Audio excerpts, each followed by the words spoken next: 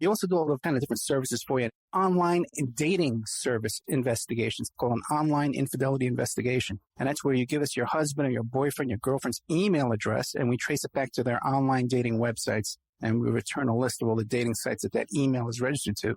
We can expand on that investigation and trace it back to porn sites, escort service sites, swinger sites, gambling websites, and even prescription drug websites, and all kinds of digital forensics, computer and cell phone digital forensics, where we can recover deleted content from an email or a hard drive and produce a report for you that you can use in court. That's emailrevealer.com, or you can contact me at oppermaninvestigations@gmail.com. Welcome back to the Opperman Report. I'm your host, Private Investigator Ed Opperman. We're talking to filmmaker John Paul Rice, and the film we're talking about is A Child's Voice, but we're talking about the topic in general as well. John, you mentioned Eric Schneiderman. Mm-hmm. Now, and you mentioned Pizzagate too. Now, are you one of those that believe that somehow Trump is actively working to round up pedophiles and sealed indictments and all this stuff you hear or you see online and 4chan and all that? Yeah, I don't know. I've read, a lot of material, and the QAnon, right, group and others. I mean, I have friends of mine that, follow this, and I'm kind of one of these individuals that if it's true, I'm glad, but I'm also very skeptical, because at the end of the day, the main perps, the ones that are the most dangerous, are still out there. And so I don't, I know a lot about Trump's history, his involvement with Epstein and a lot of the things he did when he was a younger man. So it would be hard to take someone's past and necessarily reconcile it to how he would change. The only thing that I could think of would be for his own self-preservation, for the people that are gunning for him. But at the same time, I don't know him, and I don't know what's actually happening. So I'm looking at it as, I've told people in the past, if you're holding out for one person or a figurehead or an administration or a group to take down a cabal of people who have been involved in pedophilia and human trafficking, that's not a solution. That's not a long-term solution. So, our job has to be mobilizing together in our communities, in our churches, working with law enforcement, putting pressure on the elected leaders at the city, the local level, as well as the national level, and writing letters to them and not going, what are you doing about it, but what can I do to help you? What can I do in my community to make sure that this problem ends? And how can we work together? So I've kind of stayed away from this being about Trump and, what other people believe, and looking at what we can do, what each and every one of us can do in our own lives each day or as we want to. But it's got to come from the people. The awakening has to come from the grassroots up. It cannot. I'm not saying it can't be at the top down, but I don't know what's going on. All I know is that in Washington, D.C., that is a creature unto itself, like Hollywood is. And the idea that they're going to reform themselves the same way I look at Hollywood is insane, because you still have all the same players there.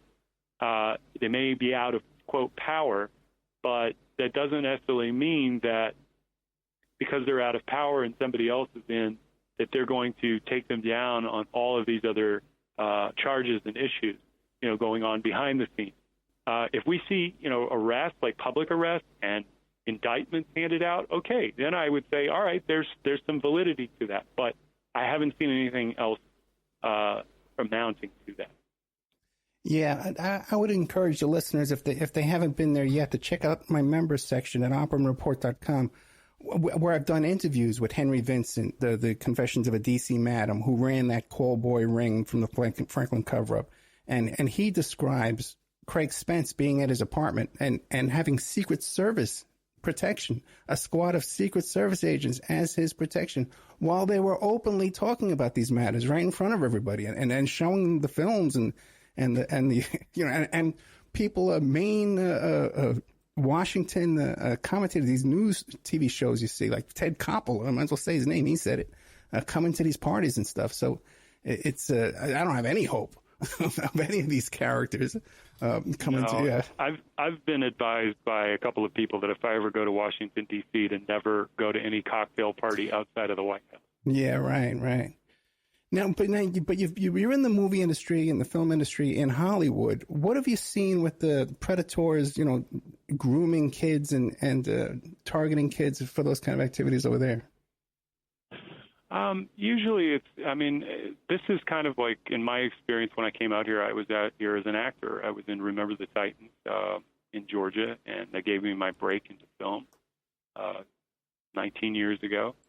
And I moved out here for that purpose, and as an actor, you're obviously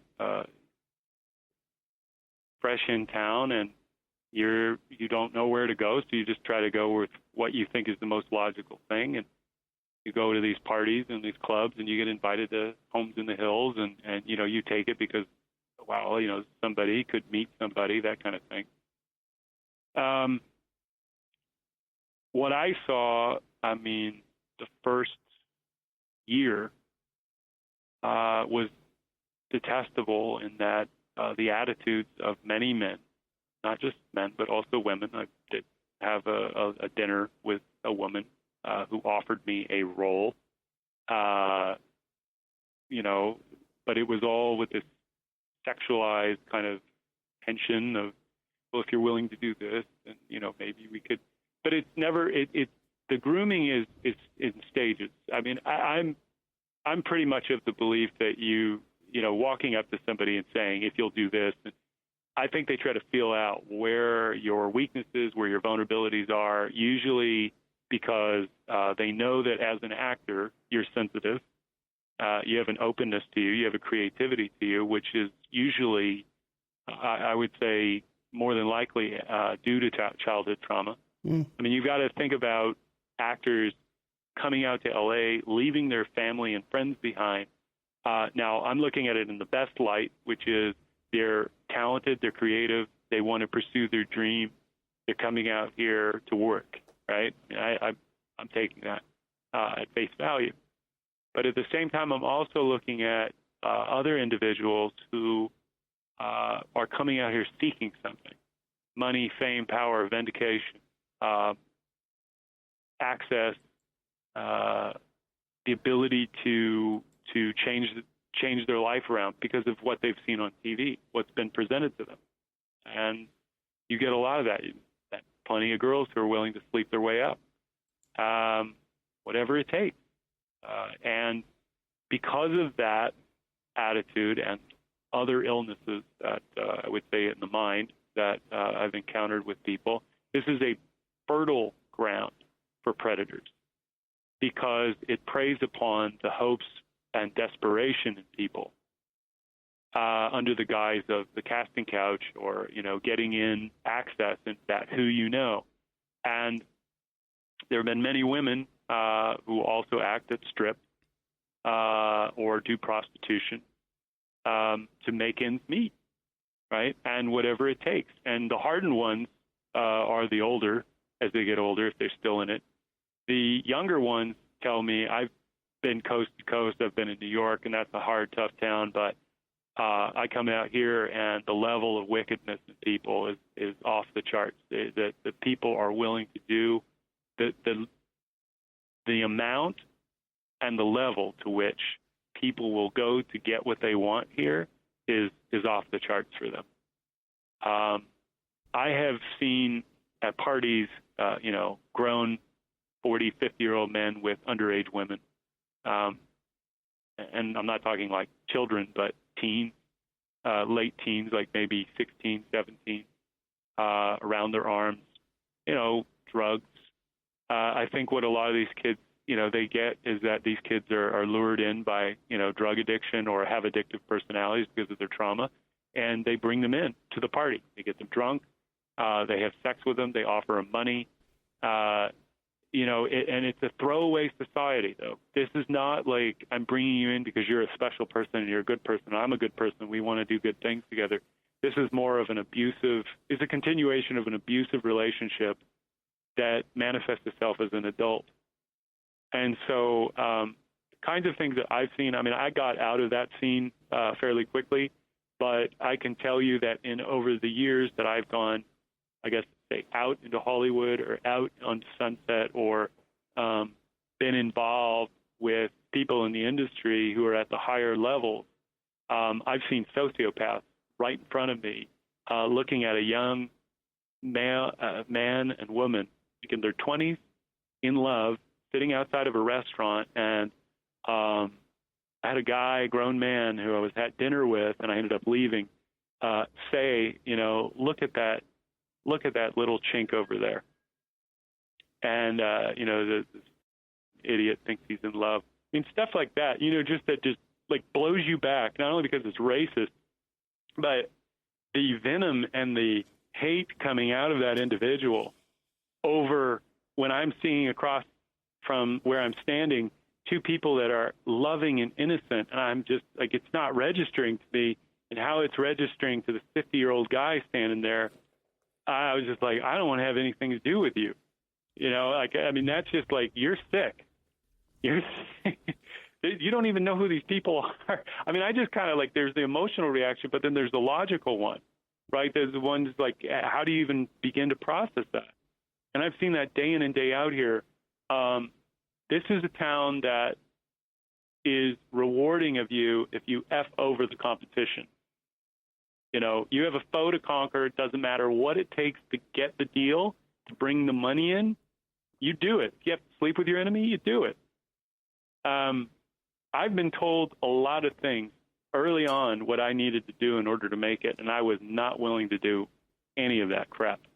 So I think a lot of these young actors, unfortunately, if they're on the cusp about to break out and make it, they're not going to talk about the truth of how they got there.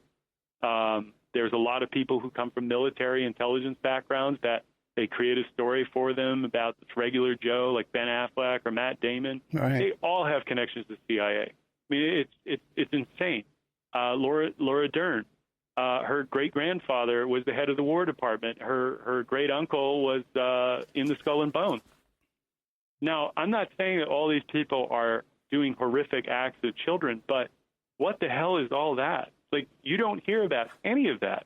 And yet it's easy to research. It's easy to go back through archives and records and find out all of this information, and it's never presented.